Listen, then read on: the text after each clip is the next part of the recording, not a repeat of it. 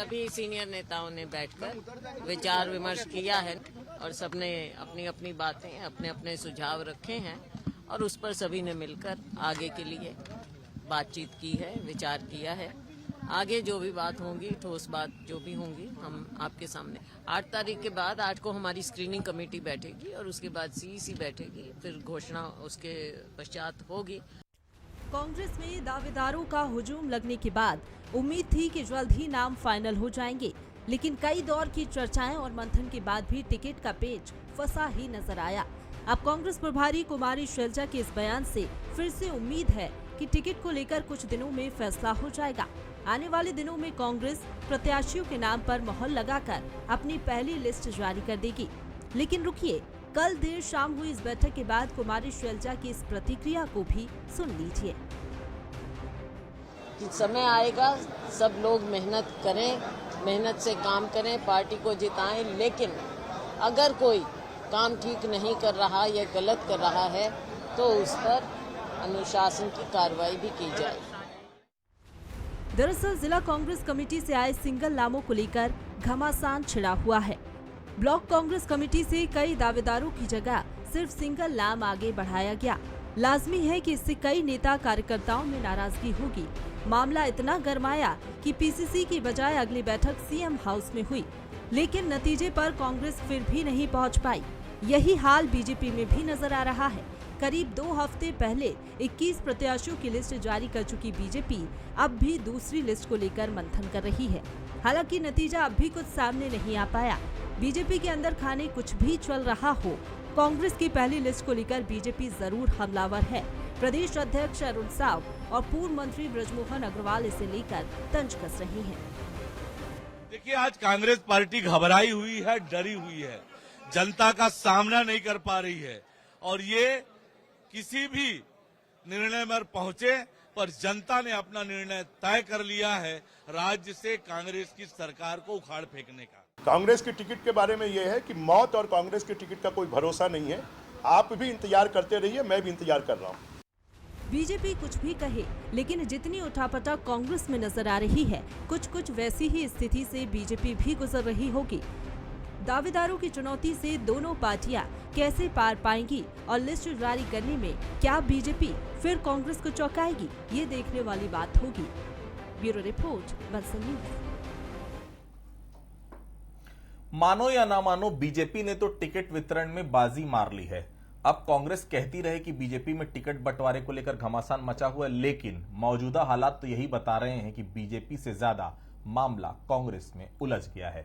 सत्ता और संगठन की जो कहानी 4.5 सालों तक देखने को मिली थी, वह आखिरी मिनटों में उलझ सी गई है। ऐसा नहीं होता तो रविवार को 6 घंटे और सोमवार को लगभग 5 घंटे के बाद भी प्रत्याशियों का पेंच अब भी फंसा हुआ है। कांग्रेस भवन में ऊहापोह के बाद खबर तो मिल रही थी कि सीएम हाउस की बैठक में सब कुछ सुलझ जाएगा, लेकिन सीएम हाउस की बैठक में भी कांग्रेस के प्रत्याशियों के पैनल और सिंगल नाम पर एक राय नहीं बन पाई। ये बात अलग है, अब भी प्रदेश प्रभारी कुमारी शैलजा का दावा है कि सब कुछ ठीक ठाक है। नमस्कार, आज का मुद्दा में आप सभी का स्वागत है। मैं हूं आदित्य नामदेव। कुल मिलाकर 2 दिन की माथापच्ची का मतलब यही है कि कांग्रेस ने जिस सोच के साथ ओपन दावेदारी का फॉर्मूला अपनाया था, उसने पार्टी को फंसा दिया है। कुछ जिलाध्यक्षों ने जमकर खेला कर दिया है। तो क्या कांग्रेस प्रत्याशियों के मुद्दे पर अपनों से ही घिर गई है?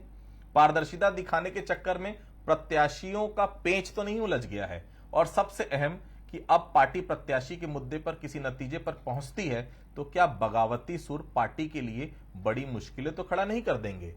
आज हम चर्चा की शुरुआत करते हैं टिकट पर किचकिच। हमारे साथ चर्चा करने के लिए 3 बेहद खास मेहमान मौजूद हैं। नितिन बंसाली जी हैं, वरिष्ठ प्रवक्ता है कांग्रेस के, बहुत स्वागत करता हूं मैं उनका। हमारे साथ अशोक बजाज जी हैं, भारतीय जनता पार्टी के वरिष्ठ नेता हैं, बहुत स्वागत करता हूं मैं उनका। हमारे साथ उचित शर्मा जी हैं, राजनीतिक विश्लेषक भी हैं, वरिष्ठ पत्रकार भी हैं, बहुत स्वागत करता हूं मैं उनका।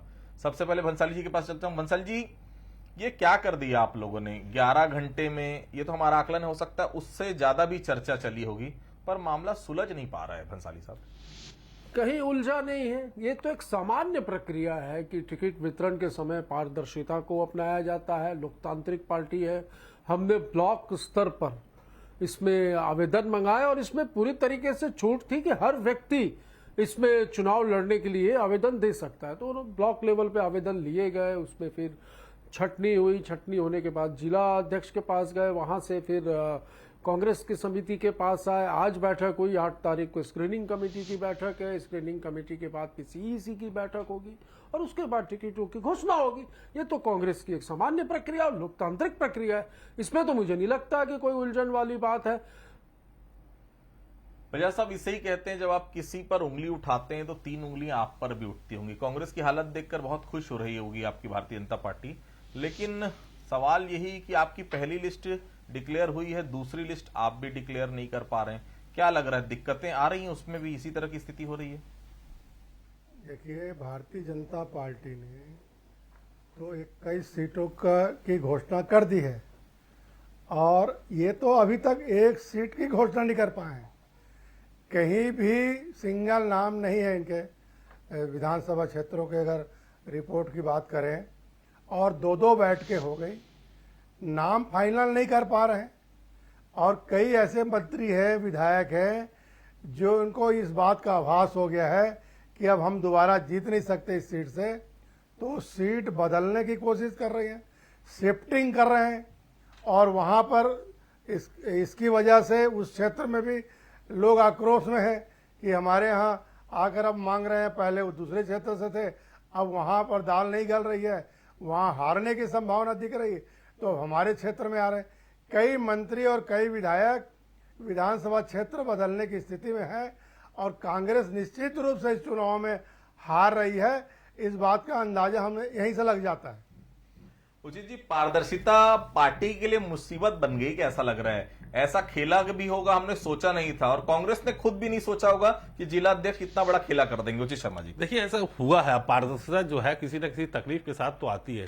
दोनों ही राजनीतिक दलों के लिए काफी चिंता और चुनौती का समय यही होता है। मैं पिछले लगातार 5-7 साल चुनाव से देख रहे हैं कि ये जो विषय है दोनों ही राजनीतिक पार्टियों के लिए बड़ा टफ विषय होता है। ये समय खासकर 1 महीना, जब टिकटों की घोषणा हो, टिकटों के पैरामीटर बनाने हो, किसको दिए जाए किसको नहीं दिए जाए। अभी तो 11 घंटे की मंथन के बाद भी, अभी तो आप और देखिए, अभी ये शुरुआत है आदित्य जी, इसके बाद आप देखिए 11 घंटे के मंथन के बाद भी किसी नतीजे पे नहीं होगा। वो स्थिति जो पूर्व में हुई है वो फिर होंगी।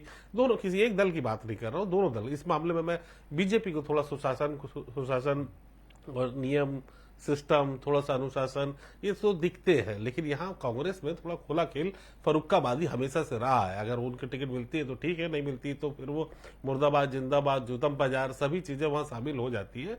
ये पुरानी परंपरा देखी गई है, मैं उसके आधार पर कह सकता हूँ। फिलहाल अभी जो सिचुएशन है, जो इन्होंने पारदर्शिता दिखाई है, वो काबिल तारीफ है।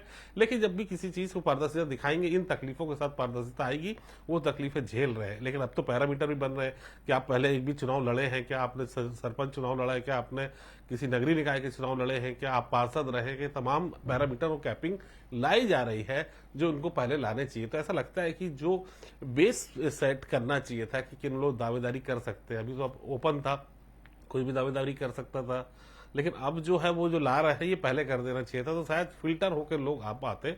अभी स्थिति थोड़ी ऐसी हौच पौच की बनी हुई है, देखिए आने वाले समय में क्या होता है। बंसाली साहब, कल सुना मीटिंग में सीएम साहब बहुत नाराज थे। उन्होंने बोला कि कई जिला अध्यक्ष जिन्होंने गड़बड़ियां की उन्हें चिन्हित करिए। किया क्या आपने, या फिर वही हर बार की तरह आया राम गया राम? नितिन बंसाली, किसने बोला सीएम साहब नाराज थे? ये बातें आती कहां से, मुझे तो ये समझ में नहीं आ रहा है। बहुत अच्छे ढंग से मीटिंग हुई, सकारात्मक चर्चा हुई। मैंने जैसा कि कहा कि कांग्रेस का जो एक तरीका है, एक फार्मूला जो है, उस फार्मूले के तहत कांग्रेस जो है वो टिकट वितरण का काम कर रही है। जैसा कि मैंने कहा, ब्लॉक लेवल पे आवेदन आए, फिर वो जिले में गए, जिले से प्रदेश पे आए, स्क्रीनिंग कमेटी, सीईसी, जैसा कि पूरा मैंने बताया, एक जो प्रारूप है कांग्रेस के टिकट वितरण का, उसी तहत टिकट वितरण हो गया। और जिस प्रकार संकल्प शिविरों का आयोजन किया जा रहा है, जिसमें सारे दावेदारों को बुलाकर इस बात का भी वो क्या मतलब वो बात भी रखी जा रही है कि टिकट तो किसी एक को मिलेगी और जिसको मिलेगी उसको सभी को मिलकर जिताना है और जिताऊ प्रत्याशी को हम टिकट देंगे। और मुझे पूरा विश्वास है, कांग्रेस है भाई, ये आप देखिएगा, जैसा पिछली बार पटकनी दी थी, इस बार उससे ज्यादा सीटों पर हम चुनाव जीतेंगे और सरकार बनाएंगे। कल शैलजा जी जब मीटिंग से बाहर आई थी तो उनकी बाइट शायद आपने नहीं सुनी, मैं आपको हूबहू शब्द शब्द बता देता हूं। उनका साफ तौर पर कहना था कि कुछ जिलाध्यक्षों की तरफ से गड़बड़ियां हुई हैं, ये एडमिट किया उन्होंने साफ तौर पर बताया कि कोई ना कोई दिक्कत हुई तभी डीसीसी की लिस्ट को मान्य नहीं किया गया। बीसीसी की लिस्ट मतलब ब्लॉक कांग्रेस कमेटी ने जो लिस्ट फाइनल की है, क्योंकि आपको उसमें से काट छाट करने का अधिकार नहीं था। बीसीसी ने जो डीसीसी को भेजा, डीसीसी ने उसको आगे ही नहीं बढ़ाई। ये बड़ा आरोप कई जिलाध्यक्षों पर लगा है। बंसाली साहब, बहुत बड़ा प्रोसेस है ये टिकट वितरण। मतलब आप देखिए कि लोकतांत्रिक पार्टी है, सिंगल नाम कैसे यहाँ आया पर बंसाली साहब? लोकतांत्रिक पार्टी है। सिंगल नाम हमारे कैसे आया? राष्ट्रीय अध्यक्ष है, वो भी किसी समय में ब्लॉक अध्यक्ष हुआ नहीं तो करते सिंगल नाम थे, कैसे और आया? लोकतांत्रिक तरीके से वो आज राष्ट्रीय अध्यक्ष है। सिंगल नाम आया। आप कह रहे हैं कुछ जिलों में गड़बड़ियां हुई, आप ऐसा कह रहे हैं, और ऐसा आप ही ये कह रहे हैं कि शैलजा जी ने एडमिट किया इस बात को। तो ठीक है, यदि उन्होंने एडमिट किया है और कहीं कुछ होगी चूक तो उसको सुधारा जाएगा। पर यह तय है कि संकल्प शिविर के तहत जो चीजें हुई हैं, संकल्प जो लिया है कांग्रेस के कार्यकर्ताओं ने और कांग्रेस के दावेदारों ने, उस संकल्प के तहत हम मैदान में उतरेंगे, लड़ेंगे और जीतेंगे और 75+ पे सरकार बनाएंगे, दावा करता हूं। पिछली बार यही दावा अमित शाह ने किया था। अमित बंसाली शाह जी, की बात भूलिएगा छोड़िए, वो मत। तो जहां गए, वहां जहां संतन के पैर पड़े बोले ना, वहां पे बेड़ा गर्क हुआ। तो कर्नाटक, हिमाचल, अब छत्तीसगढ़, राजस्थान और मध्य प्रदेश। वजह साहब, वो कहावत आपने सुनी होगी, शेर जब 2 कदम पीछे खींचता है तो उसका मतलब डरना नहीं होता, उसका मतलब ये होता है कि लंबी छलांग मारने के लिए वो तैयार हो रहा है। कहीं बीजेपी जिसे लेकर कांग्रेस का मजाक उड़ा रही, कहीं ऐसा तो नहीं जब कांग्रेस के प्रत्याशी सामने आएंगे तो आपको भारी ना पड़ जाए, इसलिए इतनी माथापच्ची चल रही कांग्रेस के भीतर? बजाज साहब, देखिए, कांग्रेस जितना भी एक्सरसाइज करना है कर ले। इस बार इतना नकारात्मक माहौल है कांग्रेस के खिलाफ में। आप देख लीजिए ना, आप प्रधानमंत्री आवास की घोषणा आज कर रहे लोग, कल बैठक करके, जो जिसकी मांग हम करते आ रहे हैं। 4.5 साल तक इन्होंने प्रधानमंत्री आवास से गरीबों को वंचित किया। अभी इनका परसों कार्यक्रम हुआ, इनके युवराज आए थे राहुल जी, और वहाँ पर इनके कार्यकर्ताओं ने जो जूठन छोड़ा या भोजन के पैकेट छोड़े, उस पैकेट को गायों ने खा लिया। 30 गायें मर गई हैं, मैं अभी देख के आ रहा हूँ। 30 गाय मैं बता रहा हूँ ना, मैं नाम बता दूंगा। अशोक भैया, गांव में ऐसा 30 पाप मत गायें करिए। मर गई, 100 नहीं, गायें ये लापता है। बिल्कुल नहीं, और ऐसा एक बिल्कुल गांव भी की नहीं कहानी है। इसकी जांच पड़ताल की जा रही है। एक गांव की कहानी है, ऊपरवाड़ा में, निमोरा में, वहाँ के जंगलों में, खेतों में। कोई काम ही नहीं बचा जाकर आपके अब पास। देखेंगे तो आपको पता चलेगा कि वहाँ गायों की मौतें हो गई। और मैंने एक प्रकार ये से जो गौ 21 वंश टिकटें पर घोषित हुई हैं, आपदा आप आई है। उससे संतुष्ट हैं?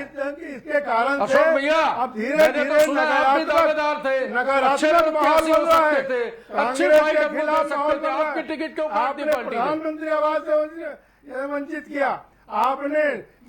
हमने प्रधानमंत्री आवास भी आपने दिए, हर घर आवास जल, देने के लिए हर भी घर हमने नल से हम वंचित प्रयासरत किया। हैं और हमने आपने बजट में भी शराब प्रावधान की रखा है। नदियां ये बहाई। और जो आप लोग प्रधानमंत्री शराब आवास की गाँव बात में कर रहे हैं, तो कोठिए उसका शराब जवाब बेच ये- रहे हैं। और शराब पे तो इसके बात मत बाद करिए। भी आपकी आप- सरकार में गोवा के बाद और छत्तीसगढ़ सारे दूसरे नंबर पर कांग्रेस आता के था। विधायकों शराब के- खपत के मामले पर कांग्रेस के मंत्री और विधायक के नजरों में ये सब हुआ है, और इसीलिए सब देख लीजिए निगेटिव वातावरण तैयार हो गया। उचित जी, आपको क्या लग रहा है, मामला केवल जिलाध्यक्ष के कारण उलझा हुआ है, या वो कहावत है एक अनार 100 बीमार, माफ कीजिएगा 100 नहीं 1000 बीमार के चक्कर में उलझ गया है? नहीं, देखिए, रहता है राजनीति में महत्वाकांक्षाएं लोगों की रहती है। कार्यकर्ता हमेशा से टिकट की उम्मीद करता है, ये किसी भी राजनीतिक दल में हो। ये हर पारदर्शिता के साथ आई है। वैसे तो 1000 लोग नहीं, 10,000 लोग भी उम्मीद करते हैं। उस क्षेत्र के लोग बनने की कोशिश रहती है, उनकी आखिरी उम्मीद टिकट रहती है कि हम भी कभी विधायक बने, हम भी कभी मेंबर ऑफ पार्लियामेंट बने। तो और ये खासकर पारदर्शिता की वजह से आई है, ये बात सत्य है। लेकिन ये जो राजनीति में अक्सर ऐसा होता है, मैं कई अनुभव के आधार पर अपने पुराने कह सकता हूं कि ये, लेकिन विरोध जो होता है वो तात्कालीन होता है। आप देखिए कि विरोध हमको लगेगा कि सब कुछ हौच पौच हो चुका है, सब चीज गड़बड़ हो चुकी है, लेकिन हकीकत ऐसे नहीं होती। हकीकत विरोध होता है, कुछ दिन शांत होते हैं, लोग माहौल बनाने की कोशिश करते हैं, विरोध के स्वर और मुखर हो जाते हैं, लेकिन धीरे धीरे शहने शहने वो बड़े नेताओं की समझाइश के बाद वो थोड़े से टोन डाउन होते हैं। तो ये सभी राजनीतिक दलों के साथ ये होगा, और इससे ज्यादा होगा आने वाला समय, इससे ज्यादा भयावह रहेगा। नितिन साहब, 8 सितंबर को खड़गे जी आ रहे हैं। जिस तरह से आपके कार्यकर्ताओं का मूड कांग्रेस भवन में दिख रहा है, अपने ही नेताओं को की पोल खोलने के लिए कल तैयार थे। मैं प्रत्यक्षदर्शी हूं, कल जब नवागढ़ में आप रुद्रगुरु लड़ना चाह रहे हैं और जब उनके बंजारे जी के समर्थक वहां पर आए, जिस तरह की स्थिति वहां पर बन रही थी, यही स्थिति अगर खड़गे जी के सामने बनी तो किरकिरी नहीं हो जाएगी नितिन जी? और मानो या ना मानो, पार्टी में प्रत्याशी चयन को लेकर जो स्थिति है आपसे शायद छिपी नहीं है नितिन जी। सवाल ही नहीं उठता, किरकिरी वाले शब्द कांग्रेस में है ही नहीं। अब सब एक है, एकजुट होकर लड़ना है। मैंने जैसा कि बताया, पिछली बार कांग्रेस भवन में तोड़फोड़ हुई थी, आप गवाह हैं उस बात के। नहीं, मैं उस तोड़फोड़ के विषय में कोई चर्चा नहीं करना चाहूंगा। मैं तो ये भी कहता हूं कि 2001 में जब वो नरेंद्र भाई मोदी जो अभी देश के प्रधानमंत्री है, वो छत्तीसगढ़ आए थे नेता प्रतिपक्ष के चुनाव में, तो कुर्सी टेबल फेंके गए थे। अभी जो बृजमोहन अग्रवाल जी का बयान आ रहा था और मोदी जी को कुर्सी के नीचे छुपना पड़ा था, तो वो बात तो आप मत ही करिए। कुर्सी टेबल कितनी इनके पार्टी में फेंकी जाएगी। और ये जो 21 प्रत्याशी घोषित किए गए हैं, 21 प्रत्याशी भाजपा ने घोषित किए, उसमें कितना जुतम बाजार हो रहा है, ये बात मुझे बताने की आवश्यकता नहीं है। मेरे बाजू में भारतीय जनता पार्टी के वरिष्ठ नेता बैठे, अशोक बजाज जी एक अच्छे दावेदार हो सकते थे, उनकी टिकट काट दी। तो ऐसे बहुत से लोग हैं। और किस प्रकार टिकटों का चयन भाजपा में दिल्ली से सीधा हुआ है, ये किसी से नहीं छुपा है। यहां पर तो लोकतांत्रिक प्रक्रिया को अपनाया जा रहा है, और लोकतांत्रिक प्रक्रिया के तहत देखिएगा, टिकट तो किसी एक को मिलेगी। दावेदार 10 हो सकते हैं, 15 हो सकते हैं, 20 भी हो सकते हैं, पर यह है कि कांग्रेस अंततः एक होगी। और जो संकल्प शिविरों के माध्यम से जो संकल्प लिया है कांग्रेस के कार्यकर्ताओं ने, टिकट के दावेदारों ने और नेताओं ने, एकजुट होकर लड़ेंगे और निश्चित तौर पर फिर सरकार बनाएंगे और एक सुशासन कायम होगा इस प्रदेश में। बजाज साहब, आप लोगों का मामला भी तो कहीं कांग्रेस की तरफ फंस नहीं गया है? आप लोगों ने कहा था 2 तारीख तक लिस्ट आ जाएगी, कहां आ पाई पता नहीं। या पहली लिस्ट के बाद जिस तरह से विवाद हो रहा था, आप लोगों को डर तो नहीं सता रहा है बगावत का? क्योंकि सरायपाली, प्रबोध मिंज मामला, विवाद और गहरा तो नहीं जाएगा? ऐसा लगता है दूसरी लिस्ट आएगी, क्योंकि पहली लिस्ट आई है उसका विरोध नहीं थम पा रहा है। सरायपाली से जो आपके पूर्व प्रत्याशी थे कांग्रेस में शामिल हो गए, प्रबोध मिंज का अलग विवाद चल रहा है। सेकंड लिस्ट इसलिए डिले तो नहीं होते जा रही बजाज साहब? नहीं, अभी हमारी जो प्रक्रिया है टिकट चयन की, वो समयबद्ध तरीके से चल रही है। और निश्चित रूप से आप ये देखिएगा कि बहुत जल्दी हमारी दूसरी लिस्ट आ जाएगी। और इस मामले में कांग्रेस बहुत पीछे हो गई है। कांग्रेस तो अभी लिस्ट बनाने में लगी, इनका तो अभी विधानसभा वार पैनल ही तैयार नहीं हुआ है, बहुत पीछे चल रही है। आप कैसे बोल सकते हैं पैनल तैयार नहीं हुआ? नहीं, ये तो बड़ी गोपनीय बात है भाई। आप अपना घर देखिए अशोक भैया, आप अपना घर संभालिए। जो 21 लोगों को जो टिकट दिए, वो बलि के बकरों को, उनको संभालिए और उनको तैयार करिए पहले चुनाव लड़ने के लिए। बाद में हमारे पैनल पे ध्यान दीजिए, नहीं तो ये दहाई का आंकड़ा नहीं पहुंचेगा। बहुत जल्दी हमारी सूची आएगी और बहुत अच्छे प्रत्याशी आएंगे और निश्चित रूप से भारतीय जनता पार्टी इस बार सरकार बनाएगी। सपना देखने के पहले घमासान तो होता रहा है, छत्तीसगढ़ इसका हर समय गवाह बना है। कुर्सी टूटना, प्रदेश कार्यालय में तोड़फोड़, ये सब आपने भी देखा। लेकिन प्रत्याशी डिक्लेयर होने के बाद होता था। इस बार पहले से ही क्या खतरे की आहट पहले से ही महसूस हो रही है दोनों ही पार्टियों को? चित शर्मा जी देखिए, इस बार क्या हुआ, जो पैनल बन रही है, जो 3-3 नाम की पैनल बन रही है, और जो मीडिया में खबरें आ रही है और जो मीडिया में लीक हो रही है, लीक कराई जा रही है, या संभावित लोगों के जो नाम दिए जा रहे हैं वो इस तरीके से सोशल मीडिया में प्रचार प्रसार किया जा रहा है, तो उसमें अपनी संभावना देख रहे हैं। उसमें अगर नाम नहीं है तो लोग, आप समझ लीजिए कि वो 3 में अगर नाम नहीं है तो लोग समझ रहे हैं कि हमारा लिस्ट में नाम नहीं है, इसलिए वो पहले से शुरू हो जा रही। और ये टिकट घोषणा पहले भी आप समय से पहले करने की अनुभव जो इनका रहा है काफी सुखद रहा है। ये जितने भी चुनाव के लंबे बहुत पहले ये अगर इस तरीके के जितने भी विरोध के स्वर है उसको शांत करने के लिए, जैसे कर्नाटक में हुआ था वो उनको फायदा मिला, जैसे हिमाचल में हुआ वो फायदा मिला, तो चाहते हैं कि जितनी भी तकलीफें हों, जितनी परेशानी है, जितने विरोध हो, वो पहले ही आ जाए। उसमें सफल रही है कांग्रेस, और वो समझते हैं कि इन चीजों को कैसे सेटल डाउन किया जाना चाहिए और करते हैं। ये दोनों ही दल समझते हैं। और ये बात इसलिए आ रही क्योंकि मीडिया में आ चुका है कि किस किसको मिलने वाली है, किसको नहीं। लेकिन उचित जी, अभी भी स्थिति बहुत क्लियर नहीं है। सिंगल नाम का पैनल कहीं आया, कहीं खबरें आ रही है मंत्रियों की टिकट नहीं कटेगी, कई ये जानकारी आ रही है कि रुद्र गुरु का के नाम पे पैनल है क्योंकि वो अपनी जगह पर लड़ना नहीं चाह रहे। शिव डहरिया के बीच में खबर आई आरंग से लड़ना नहीं चाह रहे। मंत्री अगर लड़ना नहीं चाह रहे हैं तो कैसे कह सकते हैं कांग्रेस है तो भरोसा है? कहां? आज बहुत सही सवाल आपका कि ये वाकई क्या स्थिति उनकी गड़बड़ है वहां, ये भी एक विचार आ सकता है। जो आपका सवाल है कि क्या स्थिति, क्यों आप हटना चाह रहे हैं, क्या लोगों के लोग वहां पे जो है उनके प्रति आप विश्वास नहीं जीत पाए। ये बात भी सत्य है कि मंत्री को अगर सीट छोड़ना पड़ रहा है तो कोई बड़ा कारण होना चाहिए जो कांग्रेस अभी तक दे नहीं पाई है।